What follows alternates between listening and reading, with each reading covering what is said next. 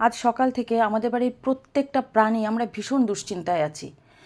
দুশ্চিন্তার কারণ হচ্ছে সকালবেলায় যে এলাচকে দেখছেন, এলাচের যে বাবা টুলটুল হঠাৎ করে বাড়ির বাইরে চলে গেছে। অনেক খোঁজাখুঁজি করা হয়েছে, কোথাও পাওয়া যায়নি। শুধু আমরা নই, আমাদের সঙ্গে সঙ্গে এদের মধ্যেও একটা অদ্ভুত আমি পরিবর্তন লক্ষ্য করছি। সকাল থেকে এরা এক একজন এক একটা জানলায়, এক একজন ব্যালকনিতে চুপচাপ বসে আছে, সারাক্ষণ মিউ মিউ করছে, বাইরে আসছে, আমাকে কিছু একটা বলবার চেষ্টা করছে, জিজ্ঞেস করার চেষ্টা করছে, আবার গিয়ে ওখানে বসছে। আসলে এরা জন্মের পর থেকে কোনো দিন দেখেনি এদের বাবা বাড়ির বাইরে গেছে। সঙ্গে কোকো, কোকো মানে এদের যে মা, সেও সারাক্ষণ মিউ মিউ করে যাচ্ছে, এসে একটু জল খাচ্ছে, আবার গিয়ে ব্যালকনির দিকে এই আমাদের যে রাস্তা আছে রাস্তার দিকে মুখ করে বসে রয়েছে। জানি না এরা কি করে এত কিছু বুঝতে পারে। এদিকে দেখুন আমাদের টেডি টেডি সকাল 11:30টার হ্যাঁ ঠিক 11:30টার থেকে এখানটাতে এই দরজার সামনেও ঠায় বসে রয়েছে। মাঝখানে একবার খেতে দিয়েছিলাম, হ্যাঁ বাবা তোর কথা বলছি, মাঝখানে আমি খেতে দিয়েছিলাম, উঠে খেয়েছে, আবার গিয়ে বসে পড়েছে।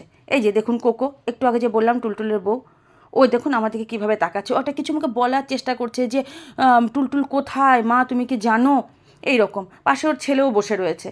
এরা কিন্তু ব্যালকনির দিক থেকে কোণা দিয়ে ওরা দেখার চেষ্টা করে যাচ্ছে।